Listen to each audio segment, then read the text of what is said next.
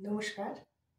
আজ উলগুলানের নায়ক বিরসা মুন্ডার সার্ধশতবর্ষের জন্মদিনে আমার নিবেদন, আমার একটি স্বরচিত কবিতা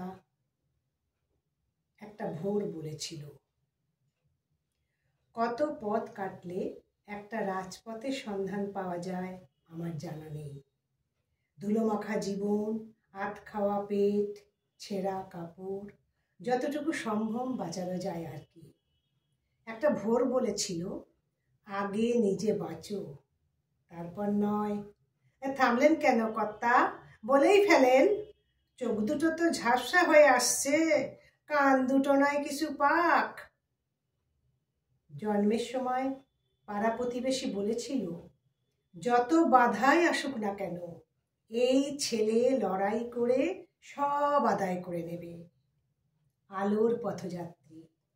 দিনটি ছিল এক শীতের দিন, 15ই নভেম্বর 1875। উঠোনে আগুন করে বাঁচার তাগিদ। সেই আগুন চোখে নিয়ে জবাব দিয়েছিল হেলাছের দ্বার। আজও জারি আছে লড়াইয়ের, অস্তিত্বের লড়াইয়ে এক বুক ধর্ম। বাঁচতে গেলে সুখের জন্যে একটা পরব লাগে বটে।